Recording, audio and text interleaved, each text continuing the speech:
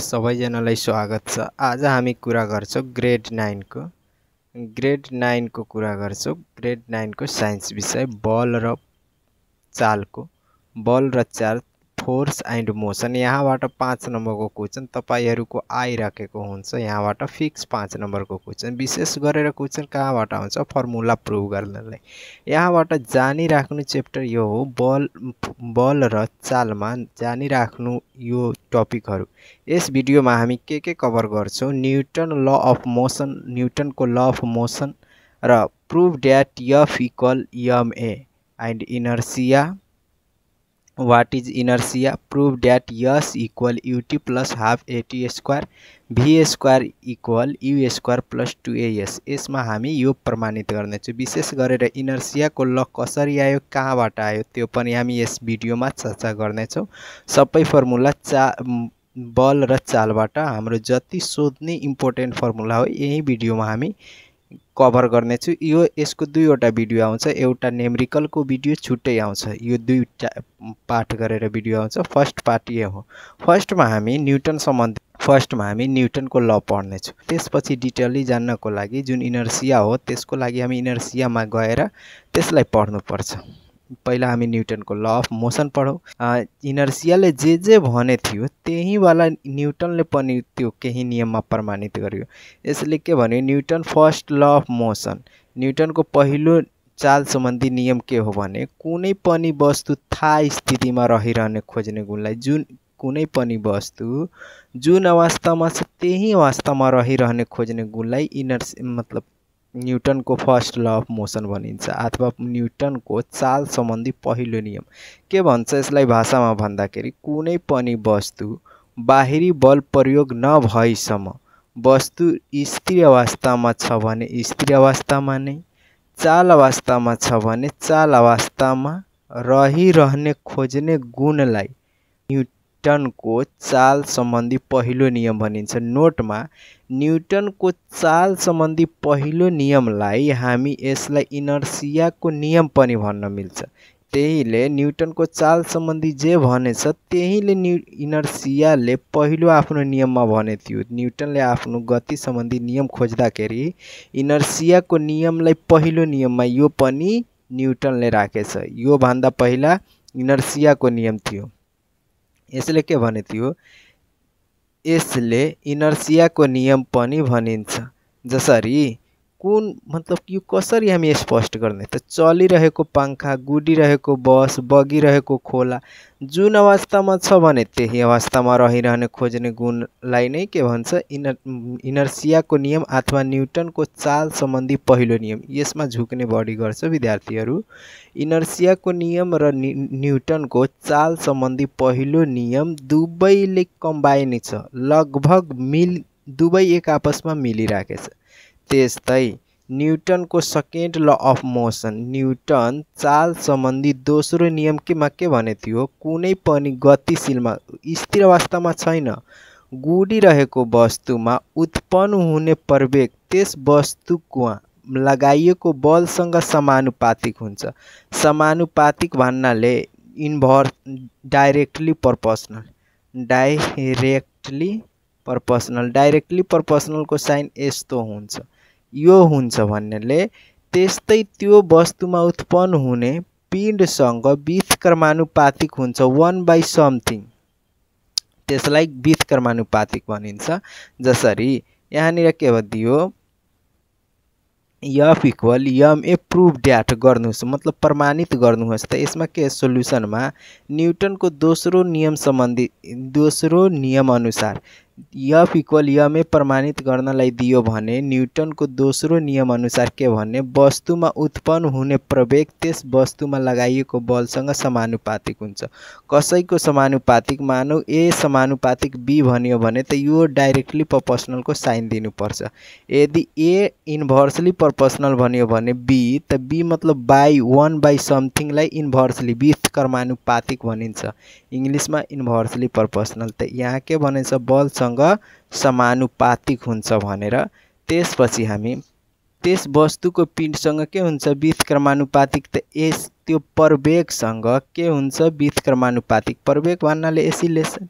त दुवै इक्वेसनलाई कम्बाइन गरियो। त जब कम्बाइन गर्दाखेरि त यो त कम्बाइन्ड भयो, डाइरेक्टली प्रोपोर्शनल एफ थियो। इन्भर्सली प्रोपोर्शनल यो वाला त डट एम 1/m। त यो भयो माथि गरी इन्टु गर्दाखेरि A directly proportional F by M भयो। यसलाई योसँग इन्टु गरियो त यो इन्टु गर्दा के भयो A M directly proportional F.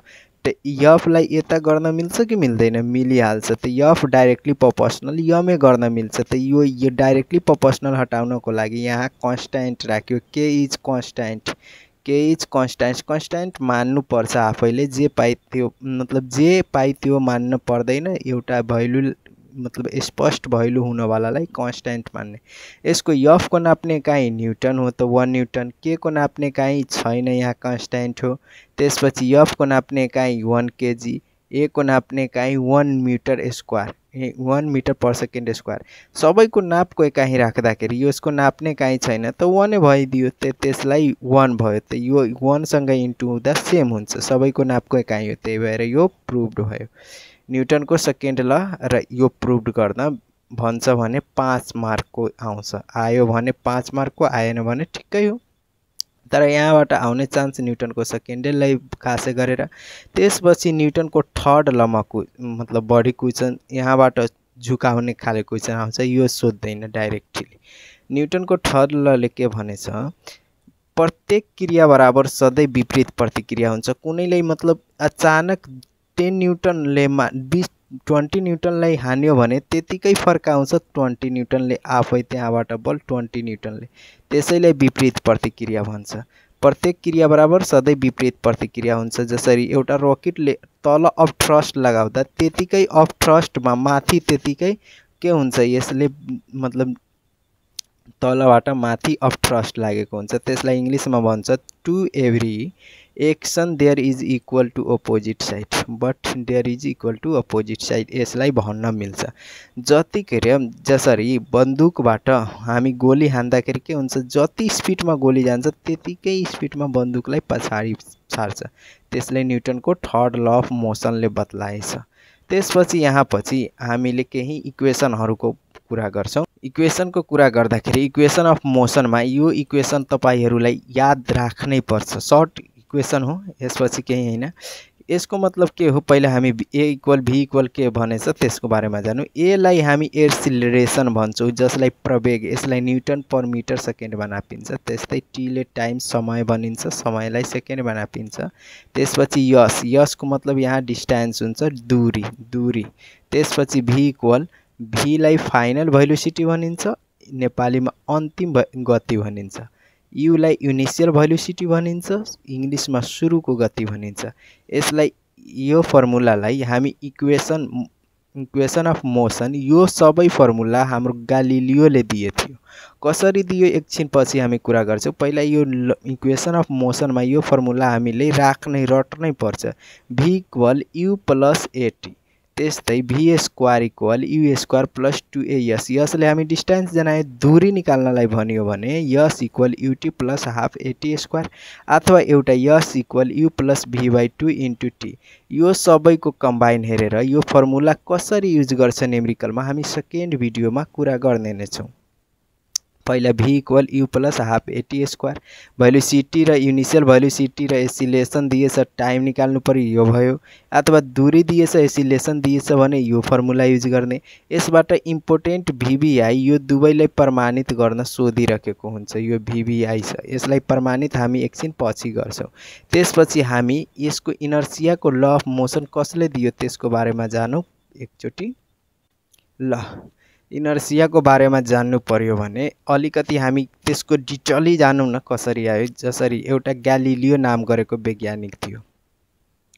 Galileo नाम गरेको वैज्ञानिकले के गर्यो, यो इनर्सिया नियम, आफ्नो गति सम्बन्धी नियम न्युटन भन्दा पहिल्यै नै दिइसके थियो। यसले के दियो भने कुनै पनि वस्तु इन्क्लाइन्ड अवस्थाबाट चल्छ भने न्युटन भन्दा पहिला नै ग्यालिलियोले दिए थियो। ल अफ मोसनको गति सम्बन्धी नियम न्युटन भन्दा पहिला कसले पत्ता लगायो, ग्यालिलियोले। यसले धेरै मतलब लहरू पनि प्रमाणित गर्यो। तर न्युटनले आएर त्यसको गुरुत्वाकर्षण सम्बन्धी बलमा त्यो न्युटनलाई हेल्प भयो ग्यालिलियोको थ्योरीले। यसले के भने थियो, यसले इनर्सियाको सिद्धान्तलाई पत्ता लगाए थियो जसले न्युटन आफ्नो गति सम्बन्धी पहिलो नियममा प्रयोग गरेछ। इनर्सियाको सिद्धान्त दिने वैज्ञानिक को भयो ग्यालिलियो। अब इनर्सियालाई ग्यालिलियोको ल पनि भन्न मिल्छ। अब यसले धेरै एक्सपेरिमेन्ट गरेछ। यहाँनिर हामी जति काम लाग्नेछ 9 क्लासमा त्यतिको मात्र काम मतलब पढ्नेछौँ, ओभर एक्सपेरिमेन्ट नपढ्ने। Galileo study of motion object and inclined, बिरालो सतहमा मतलब इन्क्लाइन्ड सर्फेसमा यसले के गरे थियो, आफ्नो एक्सपेरिमेन्ट गरे थियो। फर्स्ट एक्सपेरिमेन्ट के गयो, object moving down a smooth inclined plain.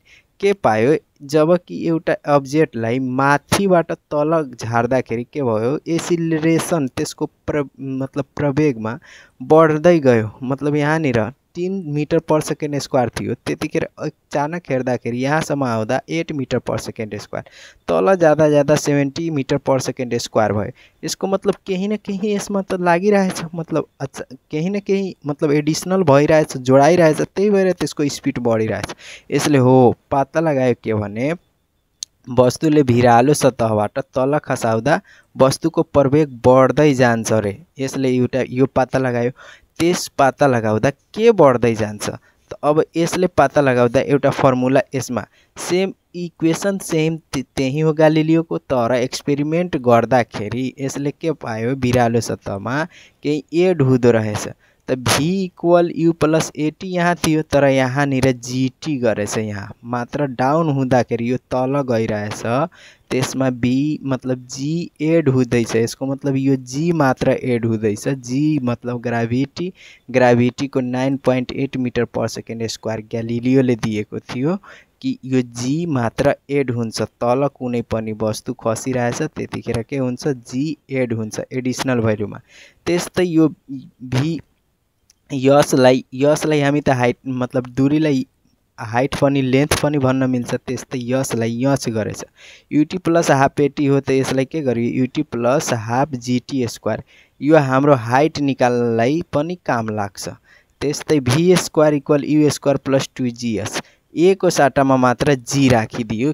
कसमा मतलब इन्क्लाइन्ड प्लेनबाट कुनै पनि वस्तु तल खसिरहेछ अथवा माथिबाट वस्तु तल खसिरहेछ, त्यस्तो अवस्थामा के हुन्छ, एडिसनल भ्यालु को जोडाउँछ, जी। त्यस्तै अर्को एक्सपेरिमेन्ट गर्यो। अर्को एक्सपेरिमेन्ट के गर्यो, जब वस्तु तल झर्यो त यसलाई लाग्यो होइन, जब तल झर्दा त स्पिड हुँदो रहेछ, त तलबाट माथि फाल्दा झन् स्पिड हुनु पर्यो, त होइन। यसले के पायो, अब्जेक्ट मुभिङ अप मतलब माथि भेजिरहेको थियो, त रिटार्डेसन पायो। रिटार्डेसन मतलब गति कम हुँदै गयो। वस्तुलाई भिरालो सतह तलबाट माथि फाल्दा वस्तुको गतिमा कम भयो। यहाँ मानौ 10 मिटर पर सेकेन्ड स्क्वायर थियो भने यहाँ जाँदा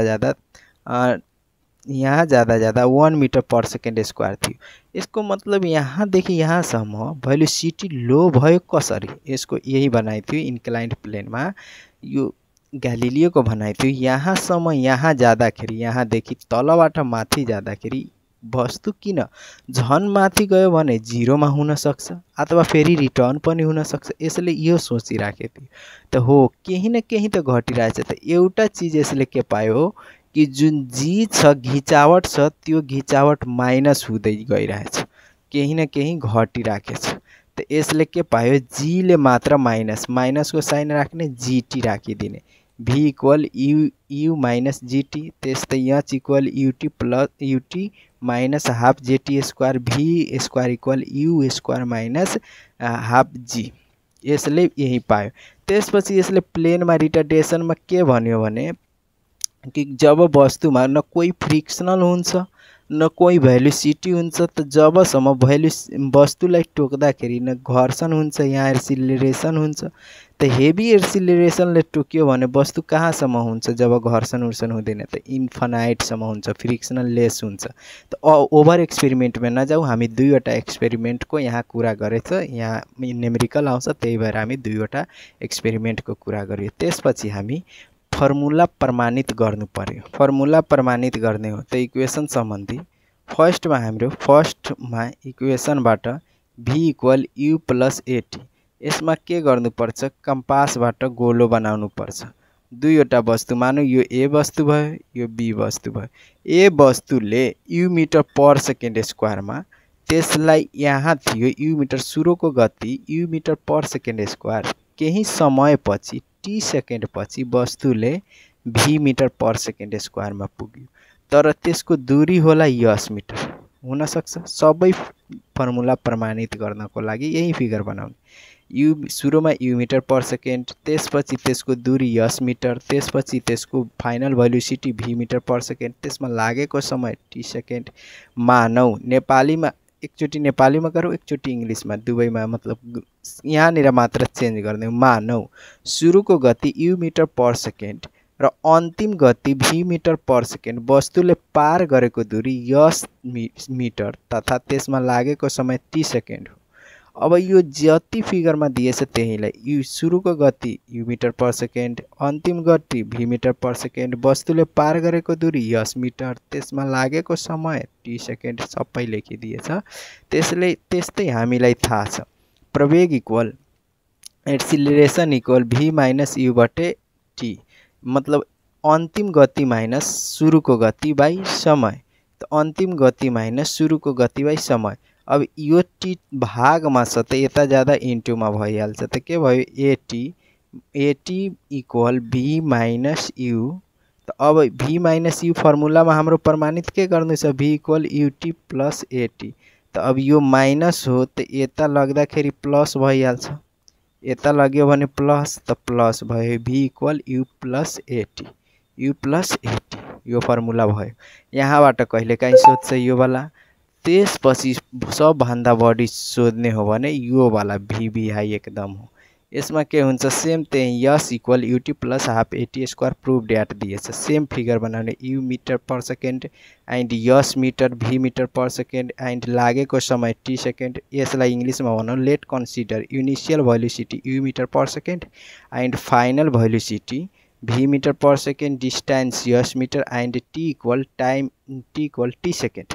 हाइभिङ क्वेसन छ हामीलाई अब S equal U plus half AT square प्रमाणित गर्नु पर्यो भने S equal U plus V by 2 into T, यो फर्मुला दुईमा लागू हुन्छ। एउटा U V square equal U square plus 2as, एउटा योमा। यसलाई मध्यनजर गर्नु, यसको फर्मुलामा एउटा मात्र फर्मुला चेन्ज गर्नुपर्छ भी को ठाउँमा। त भी इक्वल हामी प्रमाणित अहिले नै गरी भी इक्वल यु प्लस एटी। त यहाँनिर भी को मात्र सट्टामा राख्नुपर्छ चेन्जिङ। त भी को सट्टा राख्न यत्न मिल्छ, भीलाई यति राख्न मिल्छ, त मिल्यो। त भी को ठाउँमा राख्यो त 2u प्लस एटी बाई 2, छुट्टै छुट्टै गर्न मिल्छ, त 2u by 2 plus AT by 2। अब 2 क्यान्सिल, त 2 क्यान्सिल गर्यो, यसलाई छुट्टै छुट्टै गर्यो, त एटी प्लस मतलब U plus AT by 2 into T. त यो के भयो, S equal UT plus half AT square. अब यसलाई के भयो, S equal UT plus half AT square proved. यहाँनिर मिस्टेक होला, कहीँ नबुझेको होला। यसले के भयो, दुवैमा इन्टु गर्यो, यहाँ युटी भयो, यसले के भयो, एउटा त टी यहाँ थियो, त एटीमा मतलब टीसँग गुणा गर्दाखेरि टी स्क्वायर भयो। अब त बुझेको होला, यो प्रमाणित भयो। V square equal U square plus 2as, मतलब S equal UT plus half AT स्क्वायरमा जुन फर्मुला लगाएको थियो त्यही बेला लगाउने। सबैको फिगर हामी यो प्रमाणित गर्नुपर्नेमा यस्तै बनाउनु पर्छ। सुरुमा u equal u metre per second, त्यसले लागेको समय टी सेकेन्ड, त्यो पार गरेको दूरी यस मिटर, त्यसमा final velocity V metre per second. Let consider initial velocity you metre per second and final velocity V metre per second and distance yes metre and t second. U have मतलब हामीलाई थाहा छ distance को formula s equal ut plus half मतलब u plus V by 2 into t. यसलाई अब u square plus v square मतलब कुन चेन्ज गर्दा हाम्रो u square plus v square हुन्छ त हाम्रो एउटा फर्मुला थियो u v equal u plus at. त यू प्लस एटीलाई टी को साथ अथीमा लेख्नु पर्यो भने यसलाई फर्मुला एक्सिलरेसनको फर्मुला के भयो A equal V minus U by T.